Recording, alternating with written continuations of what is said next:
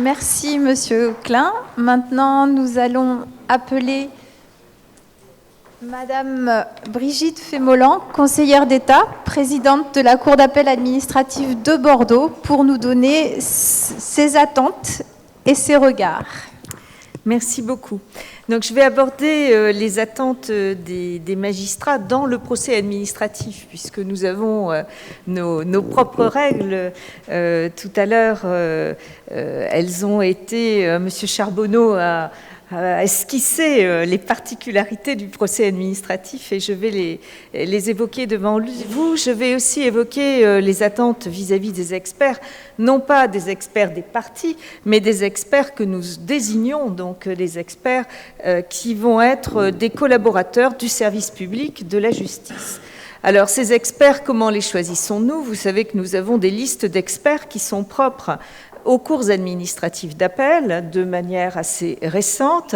C'est un établissement annuel de la liste qui a lieu, et je vois parmi vous l'un des membres imminents de notre commission qui va se réunir la semaine prochaine. Donc les demandes d'inscription nous parviennent avant le 15 septembre de chaque année et nous avons une inscription probatoire de 3 ans et ensuite éventuellement une inscription définitive par tranche de 5 ans.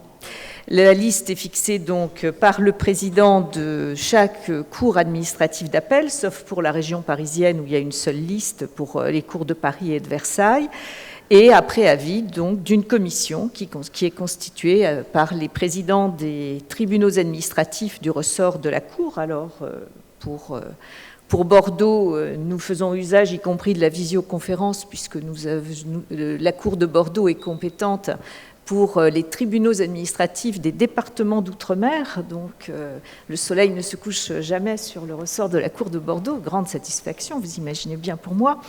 Mais quelques complexités pour notre merveilleuse commission. Et donc, elle est constituée, cette commission, des présidents des TA du ressort, et puis d'au moins 2 experts donc, que nous choisissons parmi les différentes disciplines. Alors, le juge administratif n'a pas pour obligation de désigner un expert sur les listes propres à la juridiction administrative, mais le plus souvent, il le fait. Il a la possibilité, autrement, de désigner toute personne pour mener les expertises, et donc il peut aussi aller sur les listes des cours d'appel. En tout cas, pour ces inscriptions sur nos listes, le maillage territorial est important. Nous avons très souvent, en matière de construction, des besoins d'expertise dans des délais extrêmement brefs, puisque nous avons énormément devant les tribunaux administratifs des expertises en cas de péril. Quand il y a eu les effondrements d'immeubles à Marseille, quand il y a un effondrement d'une voie de chemin de fer, quand il y a un glissement de terrain, l'expert, il faut qu'il soit là immédiatement. Et en plus, sociologiquement, les élus se réveillent le vendredi après-midi. Ça, le vendredi après-midi est un moment d'angoisse vis-à-vis du week-end. Et donc, dans les tribunaux administratifs, nous savons que nous avons les constats d'urgence le vendredi. Ce qui fait que nous avons aussi nos experts spécialisés pour le week-end.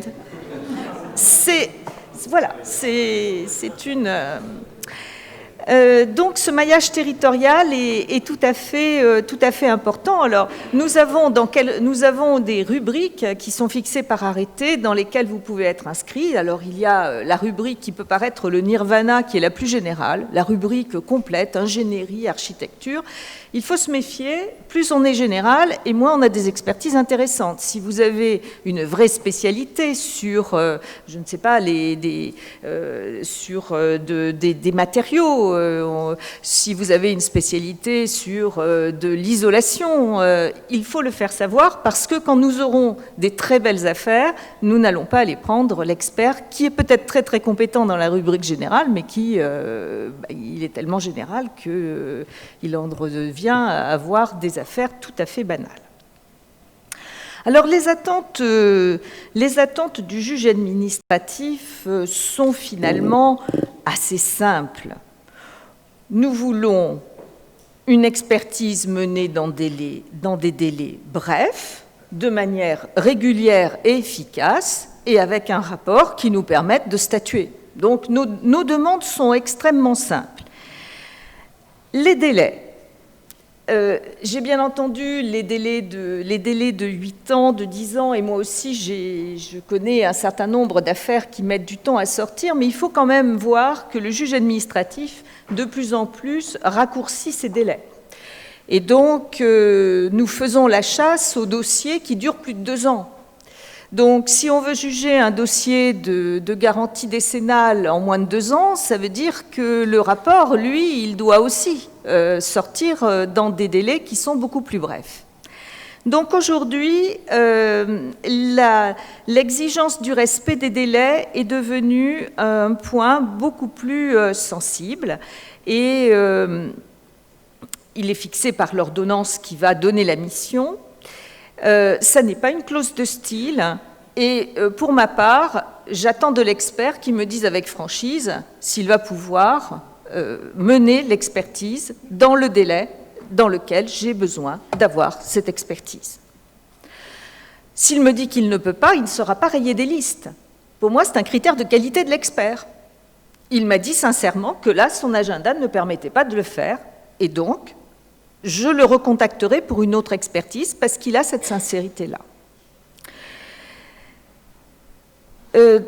Ensuite, nous attendons de l'expert qu'il mène l'expertise dans des conditions régulières. C'est d'autant plus important que, comme cela a déjà été rappelé, une expertise donne rarement satisfaction à tout le monde. Il y en a bien qui vont avoir des responsabilités qui seront reconnues. Et l'un des moyens de se défendre, c'est de faire tomber cette expertise qui est défavorable. Donc, moi, j'attends d'un expert qu'il mène une expertise de manière régulière. Et cela veut dire qu'il s'assure de ne pas avoir d'incompatibilité avec l'affaire dans laquelle je lui propose de venir, y compris s'il s'en aperçoit après avoir accepté la mission, parce que, en fait, le premier rapport, le premier contact qui avait été pris avec la juridiction, les premières pièces n'ont pas permis de voir qu'il y avait une incompatibilité, que vous connaissiez telle ou telle personne, que vous aviez travaillé sur tel ou tel sujet. Mais ce n'est pas grave, vous le dites très vite, là aussi, vous ne serez pas rayé des listes. Ça sera un élément de sincérité qui sera mis à votre crédit. Par ailleurs, nous attendons que l'expertise soit menée de façon contradictoire et en veillant à l'impartialité des rapports de la position de l'expert lorsqu'il va mener cette expertise. Donc, vous êtes l'expert qui est commis et le garant du respect du caractère contradictoire auquel nous attachons beaucoup de prix. Ensuite, l'expertise, donc rapide, efficace, menée avec impartialité et contradictoirement, va aboutir à un rapport. Alors, je ne vous cacherai pas que ce rapport, moi, il m'est totalement nécessaire. Alors, qu'est-ce que j'attends ? J'attends un rapport clair qui répond à toutes les questions que le juge a posées et qui explique de façon pédagogique les conclusions auxquelles arrive ce rapport. Car il faut être clair, en tant qu'expert, vous êtes les sachants. Nous avons besoin d'une expertise parce que nous n'avons pas de connaissances techniques. Il nous faut donc des explications simples, claires, qui nous permettent ensuite de rédiger notre jugement. Vous êtes interrogé sur des faits, sur le respect des règles de l'art, sur l'origine de tel ou tel désordre, de tel ou tel retard. Le droit, c'est nous, mais le fait, c'est vous. Et votre champ, si je peux le résumer par quelques questions, ça va être le champ du quoi, qui, quand, comment, sur toutes les questions qui vont être posées par le juge. Savoir si une responsabilité décennale peut être engagée, c'est l'office du juge. Nous dire si un désordre existe, en mesurer l'importance, en mesurer les conséquences, savoir s'il compromet la solidité de l'immeuble, nous expliquer l'origine de ce désordre. Ça, c'est vous.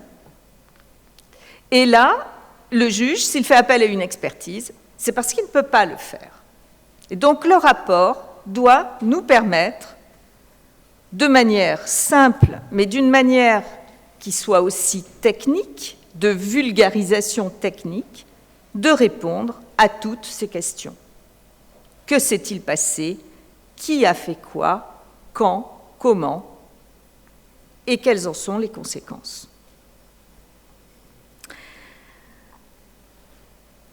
Vous avez beaucoup de science, et vos conclusions, nous ne les remettons pas en cause, mais nous ne pouvons pas nous contenter de conclusions ou d'affirmations. Nous avons une obligation qui est de motiver nos jugements. Pour motiver nos jugements, nous ne pouvons pas dire « nous jugeons ça parce que l'expert nous l'a dit ». L'expertise, c'est un élément de fait. Il peut être critiqué et il sera critiqué par les parties au procès, puisque l'expertise va ensuite être une des pièces du dossier écrit sur lequel, dans le cadre de l'instruction, les avocats de chacune des parties va pouvoir dire tout le bien ou tout le mal qu'ils pensent de ce qui a été écrit. Et nous entendons bien la conclusion, mais nous avons besoin de savoir de manière précise comment vous en êtes arrivé à cette conclusion. Et dans notre jugement, nous allons reprendre ces éléments de raisonnement. Si nous nous contentons d'affirmations, de toute façon, nous serons cassés par le Conseil d'État. Il nous dira qu'on n'a pas suffisamment motivé notre raisonnement. Donc il faut que, sur les faits, vous arriviez à nous rendre intelligents, sur des choses où nous ne connaissons rien. Je ne suis pas architecte. J'apprécie beaucoup l'architecture, mais je ne suis pas architecte. Le vocabulaire, je ne le maîtrise pas. Donc il faut que, de ce point de vue-là, vos rapports soient pédagogiques et nous permettent, à nous, de reprendre des motivations précises de fait pour appuyer les condamnations ou, au contraire, le fait de rejeter les demandes de mise en cause de telle ou telle partie.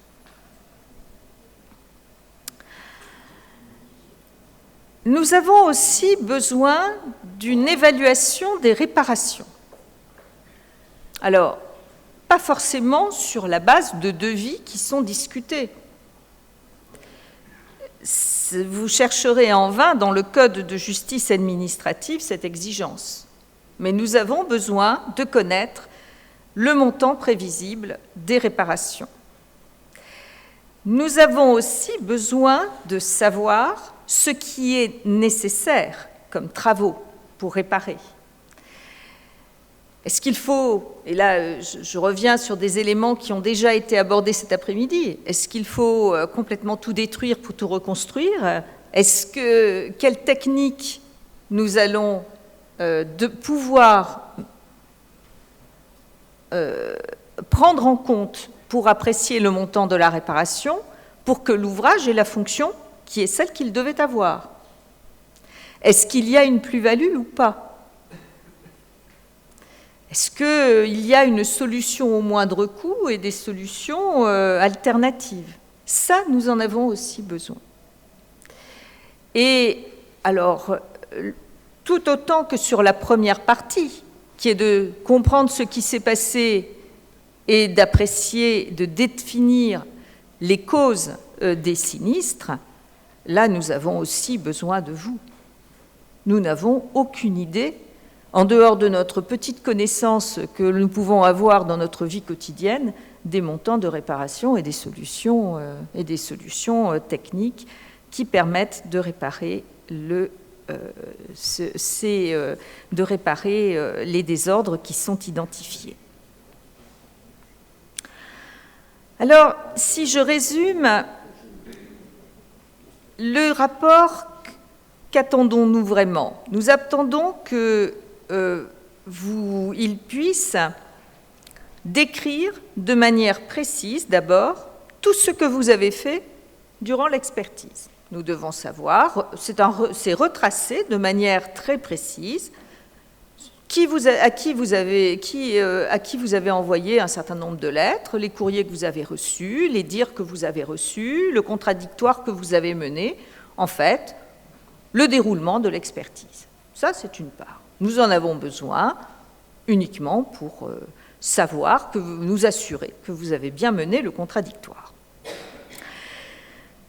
Nous avons ensuite, lorsque vous allez entrer dans le cœur du litige, besoin de connaître l'historique du litige, le contexte contractuel, l'analyse des faits, l'analyse des causes, et puis les solutions de sortir de cette situation, de l'étendue des litiges et de la façon d'en sortir.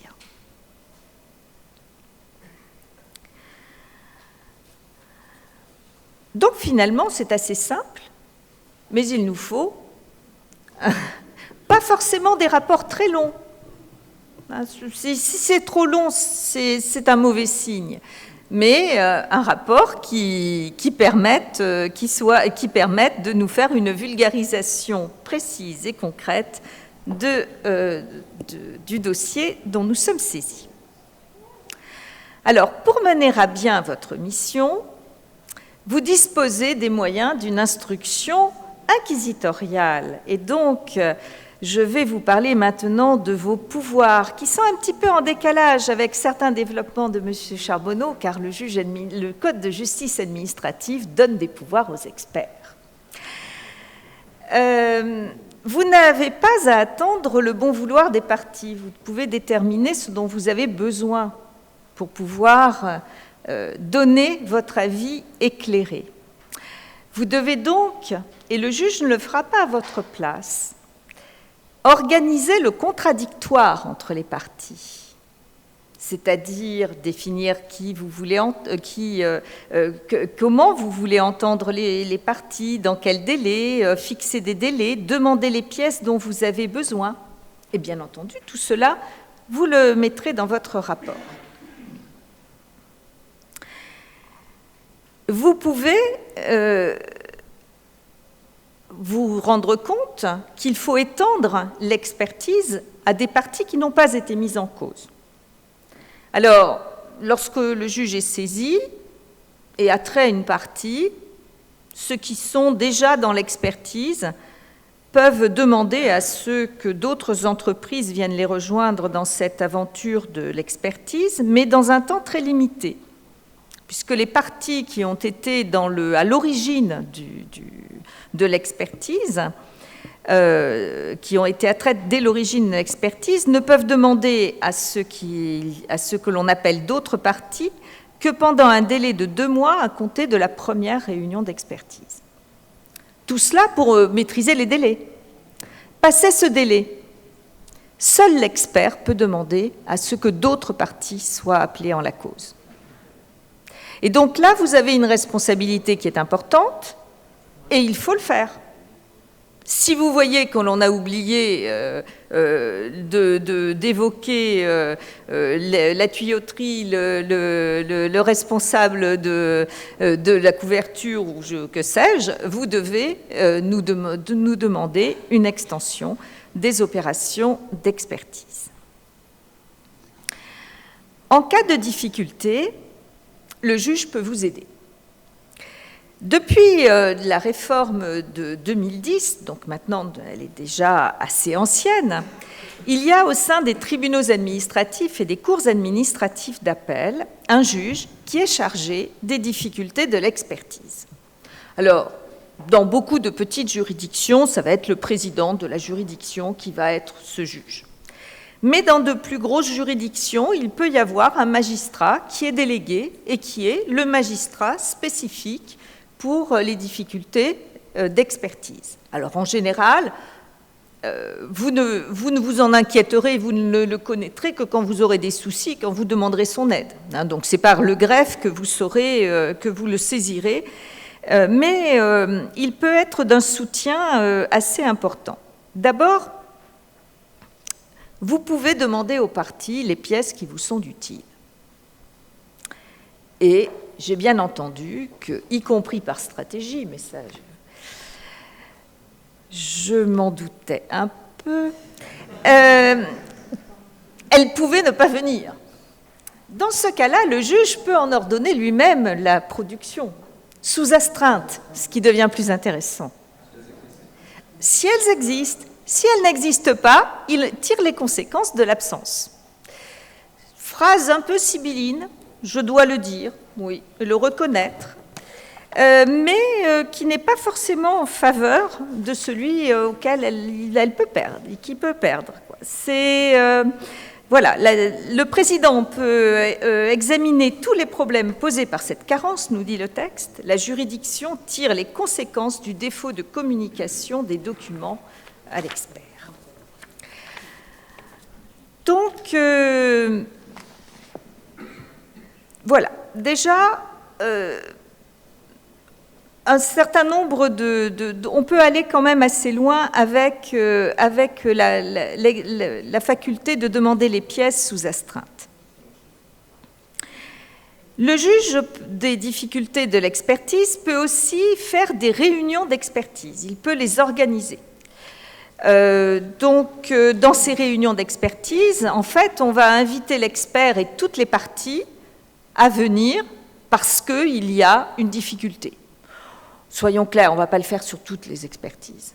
Mais je l'ai vu pratiquer sur de très, très grosses expertises où, effectivement, il y avait un positionnement d'acteurs un petit peu compliqué et où chacun, d'ailleurs, est venu à la réunion d'expertise avec les représentants des sociétés ou des collectivités publiques qui étaient en cause, plus les conseils, plus les experts conseils. Donc, il nous avait fallu... une fois, nous mettre en salle d'audience. Donc, bon, c'était moins du dialogue. Mais cela permet d'avoir un échange avec le magistrat en charge des difficultés de l'expertise qui peut se révéler fructueux. En tout cas, moi, les 2 fois où j'ai été amenée sur des très grosses expertises à le faire, à la fin, il n'y a pas eu de litige pour la juridiction. Il y a eu un règlement amiable une fois qu'on a mis... les points sur un certain nombre d'affaires, ce qui était pour nous la meilleure solution. Et de manière générale, vous pouvez saisir le juge de toute difficulté et il y a un dialogue qui s'instaure entre le juge et vous. Donc, l'expertise, en tout cas pour le juge, est vraiment... un élément extrêmement important puisque vous allez être désigné pour en fait nous donner une forme d'intelligence sur des matières où nous ne connaissons rien et qui sont des matières extrêmement techniques et sur lesquelles ensuite nous allons appuyer notre jugement. Alors pour terminer, je voudrais évoquer le développement de la médiation. Puisque vous savez que la loi de justice pour le XXIe siècle a introduit dans le Code de justice administrative des dispositions qui permettent de recourir à la médiation. Alors, elle peut se faire, et heureusement, on n'a pas attendu que ces textes existent pour dialoguer et discuter et faire une forme de médiation ou de conciliation en amont, mais en tout cas, maintenant, on peut avoir devant le juge qui invite les parties à entrer en médiation dans une affaire qui est déjà constituée devant lui, ou même à valider, à organiser une médiation avant que l'affaire ne soit portée devant lui. Et en matière d'expertise, il y a un dispositif particulier qui permet de confier à l'expert une mission de médiation. mais qui permet aussi à l'expert, qui est chargé d'une mission d'expertise, de prendre l'initiative d'une médiation avec l'accord des parties. Si la médiation est engagée, à l'initiative donc de l'expert, il en informe la juridiction.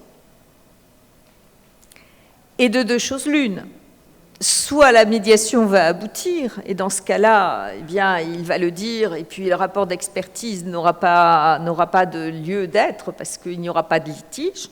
Soit la médiation ne va pas aboutir, et dans ce cas-là, si l'expert a déjà fait cela, y compris spontanément dans le cadre de sa mission d'expertise, il va falloir qu'il dépose le rapport qui lui a été demandé. Alors, nous avons peu de recul sur ces pratiques aujourd'hui. Ce que nous dit le texte, c'est que lorsque l'expert est entré en médiation au cours d'une expertise, et donc est devenu médiateur lui-même, et que cette médiation a échoué, il remet son rapport, mais sans pouvoir faire état des constatations ou des déclarations qui ont eu lieu pendant la médiation, sauf accord des parties. Et là, je conçois que ce ne soit pas totalement simple, parce qu'il y a des constatations dont de toute façon il aurait pu faire, enfin, qui sont visibles, même qu'on soit en médiation ou qu'on ne soit pas en médiation. Et puis après, il y a, si on est entré en médiation, des choses qui se disent que l'on n'aurait peut-être pas dit. Donc, je conçois que ce soit un petit peu difficile, mais le texte le permet. Auparavant, on avait le fait de pouvoir concilier au cours d'une expertise. Je pense que ça n'est pas une démarche systématique, mais que je pense également qu'on ne s'improvise pas médiateur. On peut être un excellent expert, comme on peut être un excellent avocat ou un excellent juge, sans être médiateur, et on n'est jamais médiateur sans avoir quand même suivi une formation à la médiation pour les techniques de médiation. Donc, voilà, mais c'est une possibilité qui est donc ouverte par les textes, dont je ne peux pas mesurer encore si elle sera efficace ou pas, mais si un accord peut être trouvé entre les parties sans que le juge soit saisi au fond ou sans qu'il ait besoin d'aller au bout du procès, pour moi, c'est toujours une bonne solution, parce que cela veut dire qu'en fait, l'expertise et le rôle de l'expert aura contribué à redonner du vivre ensemble, et ça, c'est quand même très important. Merci.